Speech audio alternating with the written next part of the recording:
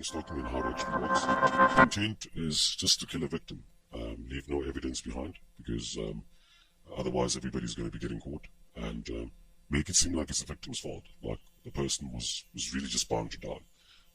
But at the same time, lie to society and spread a lot of rumors and a lot of negative stuff about the victim.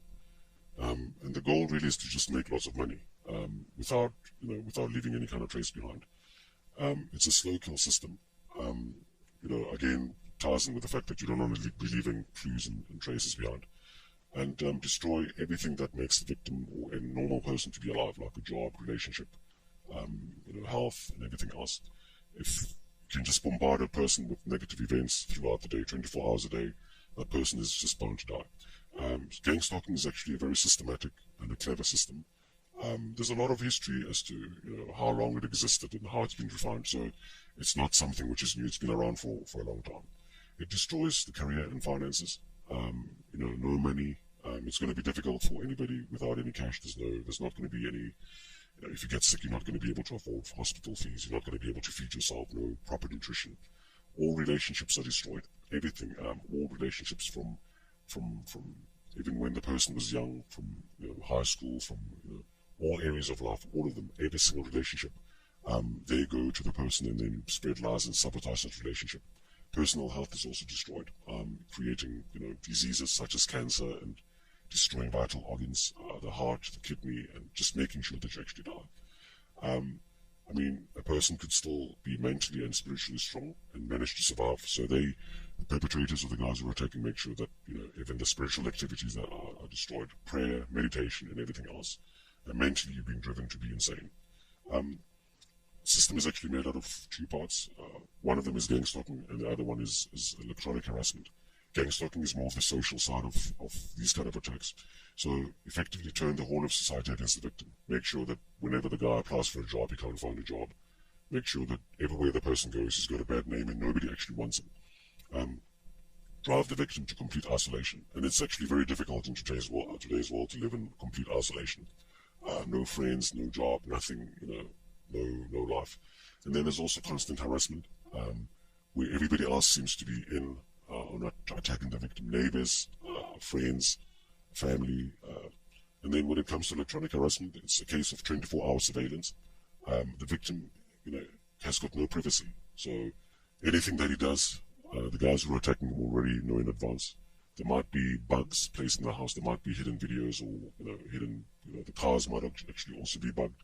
So everything that the guy does, all the phone calls, everything that the person is doing, the perpetrators know exactly what he's doing and what he's saying and who he's communicating with. Electronic harassment also is about inducing pain. So it's actually also a weapon where the victim is being attacked from a distance. Health and well-being is also going to suffer as a result. So ultimately, the aim is to make money. But if you make money in a simple way, it's going to be a scheme or a pyramid scheme or whatever, and people are going to catch on to it very quickly, and it's probably not going to last long. By using this gangstalking system, it's actually, it can run on for a while without ever getting caught. So first step is to find a victim. It could be anybody. It doesn't actually matter. The perpetrators actually do spend a lot of time planning their attacks, so that sort of is personalized for the victim. Then it's a case of physical attacks, making sure that the guy doesn't have any kind of privacy and he's, eventually falls sick. Destroy his public image so that, wherever the guy turns to, if it's a case of having a job, whatever. So everything that makes the victim to be sort of a human being is destroyed. And while it's doing all of this, make sure that the evidence is hidden, and profit doesn't have to be on death. It could be, as the victim is alive as well. So because the perpetrators or whoever the network or whoever the guys that are running the systems are going to be making lots of millions, they can afford advanced technology for spying, for sort of attacking as weapons, whatever. And also the system employs a lot of people 24 hours a day. So there's a whole army of people just per victim. It's probably about 10 to 20 people, perpetrators per victim. And also they go around paying normal members of society, maybe neighbors and friends, to sort of bribe them, and it might also be a family doctor is also bribed in some cases. It's very expensive to run, so but the incentive is there. At the end of the day, they're making lots of millions, so they can sort of more or less afford to run this sort of system. And there are just too many pieces to work out. Ultimately, it's a crime. But because there's so many pieces to work out, it's actually very difficult to explain to anybody, or it's very, even for the victims, it's very difficult for them to work it out. So the full picture actually looks something like this. Well, the first step is to find a victim. The perpetrators actually don't make it clear to the victim that they're spying on him, so they pretty much spend a couple of months or even years stalking the guy, collecting a lot of information. So they study the guy's routines, they get a list of all his friends and relationships, so they can start turning those friends against the guy. They've done all of this by invading the person's privacy. And then there comes a point where they actually start physically attacking their victim by doing a lot of stuff. Eventually it's a case of the victim becoming depressed, or maybe even becoming a little bit insane. Public image is destroyed. There's a lot of lies being spread. It's going to be difficult for the victim to find a job, and evidence is usually hidden by, saying that the victim is a mental retard or has got a serious mental problem. And unfortunately, there's no means for the victim to fight back. And profit is sometimes made from insurance fraud. You can sign up somebody for insurance without them knowing. They live for a couple of years, that insurance builds up, the premiums build up, and then you kill the person, you go and collect the insurance.